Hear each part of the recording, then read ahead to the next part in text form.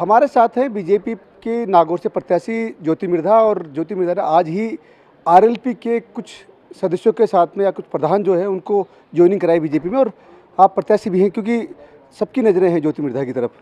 पहले ये लग रहा था कि हनुमान बेनीवाल के सामने चुनाव लड़ेंगी, और आपने भी कहा था कि अगर पार्टी मौका देगी तो आप सीधा लड़ना चाहिए, लेकिन अब बीजेपी ने आपको एक विधायक के चुनाव प्रत्याशी के रूप में मैदान में उतार दिया है।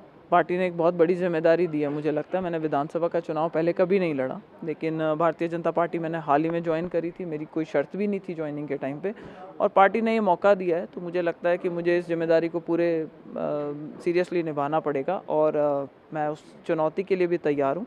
और बहुत अच्छा रुझान है पब्लिक का नागौर से। जब से कल हम पहली बार नागौर जाएंगे, आज एक बड़ी ज्वाइनिंग करवानी थी। आरएलपी के कुछ लोग थे जो आरएलपी का दामन छोड़ के बीजेपी ज्वाइन करना चाहते थे, इस वजह से आज एक दिन हमने डिले किया वहाँ जाने का प्रोग्राम। तो माहौल बीजेपी के पक्ष में, और फतेह हमारी 2023 के अंदर सरकार बीजेपी की बनेगी। ज्योति मिर्धा, इस समय क्योंकि विधानसभा का चुनाव आप लड़ रही हैं, क्योंकि आपने कहा लोकसभा का चुनाव अलग मुद्दे होते हैं, स्थानीय जो विधानसभा चुनाव उसमें अलग मुद्दे होते हैं, अभी क्या मुद्दे आपको लग रहे हैं और किन मुद्दों के साथ में आप जनता के बीच में जाएंगे? देखिए, राजस्थान के अंदर अलग मुद्दे, जिस तरीके से नागौर जिले के अंदर स्पेशल तौर के ऊपर एक थर्ड फ्रंट और है, सो कॉल्ड थर्ड फ्रंट, जो अपने आप को चुनौती के रूप में दर्शाते हैं, लेकिन वो ज़्यादा, जिसको कहना चाहिए, सौदेबाजी ज़्यादा किया करते हैं, बजाय कि ये कहा जाए कि वो एक अपने आप को वो एक दल बताते हैं। लेकिन मैं समझती हूँ कि उनकी तुलना एक गिरोह से करी जा सकती है। और जिस तरीके की राजनीति उन्होंने नागौर की बिगाड़ी है, नागौर एक बहुत पॉलिटिकल दृष्टि से एक बहुत ही सेंट्रल फोकस का पॉइंट रहता है, क्योंकि जो आवाज़ नागौर से उठती है वो पूरे राजस्थान में उठ करके जाती है। आज नागौर के अंदर बीजेपी की चर्चा जो है वो गांव गट्टे पे चल रही है, और बीजेपी के प्रति रुझान जो है वो पब्लिक का बहुत ज़्यादा है। तो मुझे नहीं लगता कि नागौर के अंदर इस तरीके का कोई भी चैलेंज आएगा। नागौर के अंदर बीजेपी जीतेगी, ज़्यादा से ज़्यादा विधायक हमारे जीत करके आएंगे। सरकार 2023 में विधायक का टिकट मिलने के बाद में जो ज्योति मिर्धा का एक सपना था, जो आपने सो कॉल्ड कहा कि गिरोह है उनके सामने चुनौती देने का, वो सपना कहना कि बाकी नहीं रह गया? नहीं, ये कोई चुनौती आप समझिए, क्योंकि डायरेक्ट लड़ाई लड़ने की, ये कोई मुक्केबाजी का या पहलवानी का कंपटीशन नहीं होता है।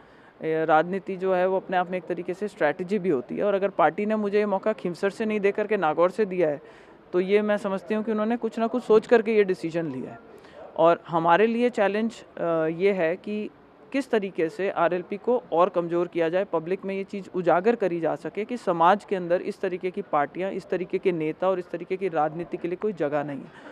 और एक साफ़ सुथरी राजनीति होनी चाहिए। आप अपने तरीके से अपने मुद्दों की लड़ाई लड़ें। आप एक दूसरे के ऊपर मतलब आरोप लगा सकते हैं, प्रत्यारोप लगा सकते हैं, लेकिन उसकी एक भाषा जो होती है वो एक गरिमामय भाषा होनी चाहिए। अगर आप पब्लिक लाइफ में हैं तो ज़रूरी है कि आप पार्लियामेंट्री भाषा का प्रयोग करें, और मतलब अपने ही समाज के जो बड़े बुजुर्ग हैं या जो महिलाएं हैं, जो नेता हैं साथ में, उनके लिए एक बहुत ही ओछी भाषा का प्रयोग करना कहीं शोभा नहीं देता। अच्छा, आपने कहा कि आप मुद्दों की राजनीति कर रहे हैं, भाषा की बात होनी चाहिए, लेकिन इसके साथ आपने आरएलपी के कुछ लोगों को तोड़ना शुरू कर दिया है। कहीं ना कहीं ऐसा नहीं लग रहा कि स्ट्रेटेजी के तहत आपने कुछ कमजोरी उनको, उनके जो प्रधान हैं, उनके जो सिंबल पे चुनाव लड़के हैं, उनको भी आप तोड़ रहे हैं? देखिए, वो महिला प्रधान है, और कहीं ना कहीं उन लोगों को भी ये महसूस है। एक जो मुंडवा के प्रधान हमारे जीत करके आए थे, वो आरएलपी के थे। और अगर हनुमान बेनीवाल जी ने पीछे कुछ समय से, जब कांग्रेस के साथ में उनकी सेटिंग ठीक हो गई थी, सचिन पायलट जी के साथ में जब उनके डिफरेंसेस होने लगे थे उस टाइम पर, तो उसके बाद उन्होंने कई अपने प्रोजेक्ट पास करवाए।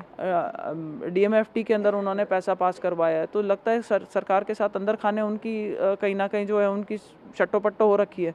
तो क्यों नहीं उन्होंने खुद ही के प्रधान, जहाँ पे मुंडवा पंचायत समिति के अंदर सभी सरपंचों का पेमेंट रुका हुआ है, वो पेमेंट वो क्यों नहीं जारी करवा पाए?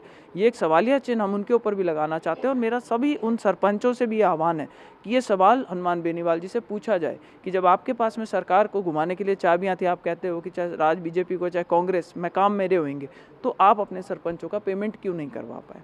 तो कहीं ना कहीं ये दिखाता है कि वो उनको बड़ी एक अलग तरीके की राजनीति करते हैं, जिसका उनको खामियाजा जो है वो अगले चुनाव में भुगतना पड़ेगा। क्या मान के चलिए कि आने वाले समय पे कुछ और बड़े चेहरे लेके आएगी ज्योति मिर्धा?